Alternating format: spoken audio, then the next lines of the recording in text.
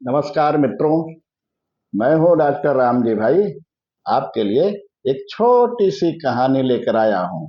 कहानी आपको अच्छी लगे तो लाइक, शेयर एवं सब्सक्राइब करें तथा घंटी अवश्य दबाएं। आइए कहानी का आनंद लेते हैं। किसान अपने माता पिता का इकलौता बेटा है। लखनऊ के एक अच्छे स्कूल में पढ़ता है। उसके पिता रामपाल एक सरकारी कर्मचारी हैं। नित्य ऑफिस जाते समय अपने 6 साल के बेटे को स्कूल में छोड़ जाते थे। शाम को ऑफिस से लौटते समय देर हो जाया करती थी, इसलिए स्कूल से घर वापस लाने के लिए ईशान की माँ मनोरमा जाती थी। वापस लाते समय स्कूल बैग अपने कंधे पर लटका लेती थी और रास्ते में चलते चलते पूरे दिन भर की पढ़ाई लिखाई की जानकारी करती रहती थी। स्कूल में पढ़ता तो ईशान था, लेकिन पढ़ाई की सारी जानकारी माँ रखती थी। स्कूल से घर आकर ईशान खा पीकर थोड़ी देर आराम करता था। फिर माँ से पूछकर गली में बच्चों के साथ खेलने चला जाता था। जाते समय माँ हिदायत जरूर देती थी कि तेज मत भागना, नहीं तो गिर पड़ोगे और चोट लग जाएगी। जल्दी वापस लौट आना, देर से घर आओगे तो खाना नहीं मिलेगा। अब ईशान तो बालक ही था। खेलते खेलते देर हो ही जाती थी। कभी कभी तो माँ को जाकर आसपास के गली में से खोज कर लाना पड़ता था। और कितना भी देर हो जाया करे, लेकिन आने पर माँ ईशान को बैठाकर अपने हाथों से खाना खिलाती थी। एक दिन माँ बेटे दोनों स्कूल से बात करते हुए वापस आ रहे थे। उसी समय एक तेज आ रही बस ने जोर से दोनों को टक्कर मार दी। उसमें ईशान और उसकी माँ बहुत बुरी तरह से घायल हो गए। राह में चलने वाले किसी अनजान व्यक्ति ने माँ बेटे दोनों को पास के अस्पताल में भर्ती करा दिया। थोड़ा संभलने पर मनोरमा ने लड़खड़ाती आवाज से अपने पति को दोनों के चोट लगने की सूचना दी और यह भी बताया कि हम दोनों लोग यहाँ अस्पताल में भर्ती हैं। ईशान को भी चोट बहुत लगी है और हमें भी ठीक से लगी है, परंतु डॉक्टर साहब इलाज कर रहे हैं। सूचना मिलते ही रामपाल अपने ऑफिस में बताकर वहां से भागते हुए अस्पताल पहुंच गए। दोनों की खबर ली। दोनों की हालत देखकर रामपाल के आंसू नहीं रुक रहे थे। डॉक्टर से हाथ जोड़कर बार बार निवेदन कर रहे थे कि कुछ भी पैसा खर्च हो डॉक्टर साहब, मेरे पत्नी और बच्चे को बचा लीजिए, मैं आपका बहुत आभारी रहूंगा। डॉक्टर ने समझाते हुए कहा, देखो रामपाल जी, हम अपनी तरफ से पूरा प्रयास कर रहे हैं। सब कुछ ठीक हो जाएगा। परेशान बिल्कुल मत होइए। भगवान पर भरोसा रखिए। पूरे महीना इलाज हुआ।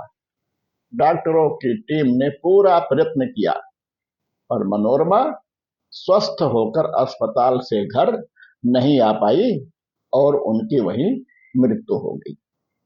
ईशान को पूरा ठीक होकर अस्पताल से घर वापस आने में कुछ दिन और लगा।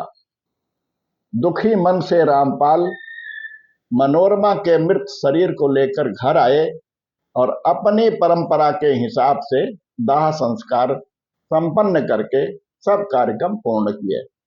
ईशान ठीक होकर अस्पताल से घर आया तो उसे माँ के बारे में बताया गया, तो उसका रो रो कर बुरा हाल हो गया। लेकिन होनी को कौन टाल सकता है। अब रामपाल के सामने गंभीर समस्या खड़ी हो गई। ऑफिस की ड्यूटी और बच्चे की पढ़ाई, दोनों काम कैसे संभालें कुछ समझ में नहीं आ रहा था। लेकिन ऑफिस वालों ने रामपाल की भरपूर सहायता की, जिससे कुछ दिन तक तो दोनों काम कर सके। पर ईशान की पढ़ाई भी सफर कर रही थी। स्कूल से भी शिकायत आ जाती थी कि बच्चे पर ध्यान दीजिए। मित्रों सहित कई रिश्तेदारों ने सुझाव दिया कि रामपाल बाबू, अभी आपकी उम्र भी कुछ ज्यादा नहीं है, आप दूसरी शादी कर लो। ईशान को संभालने के लिए एक मां मिल जाएगी और आपको ऑफिस आने के लिए समय भी मिलता रहेगा। बहुत दिनों तक सोचते सोचते रामपाल का भी मन बन गया कि सब लोग ठीक ही कह रहे हैं, हमें विवाह कर ही लेना चाहिए, नहीं तो दोनों काम हमारे बस में नहीं हो पा रहा है। अकेले नहीं संभल पाता है ऑफिस और स्कूल का सारा काम। नाव निवासी राम शरण बाबू की एक पढ़ी लिखी लड़की थी। वही शादी की बात चली और रामपाल ने अपने पूरे परिवार की पूरी समस्या बता दी। दोनों तरफ से सब कुछ पक्का हो गया। समय आने पर शादी हो गई। आकृति उन्नाव से अपने ससुराल लखनऊ आ गई। रामपाल ने एक सप्ताह रुकने के बाद सारा काम आकृति को समझा दिया।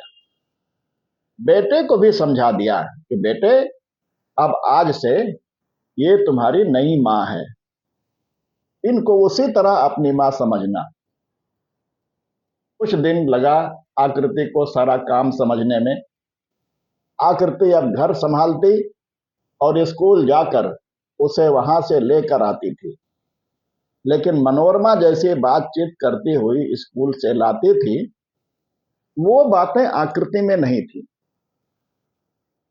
इंसान को भी धीरे धीरे यह समझ में आने लगा कि उस मां और इस मां में बहुत अंतर है। एक दिन रामपाल समय निकालकर अपने बेटे के पास बैठे। उसकी पढ़ाई लिखाई और स्कूल का समाचार पूछ रहे थे। बात करते हुए ईशान से पूछते हैं कि बेटा, तेरी पहली और दूसरी मां में क्या अंतर है।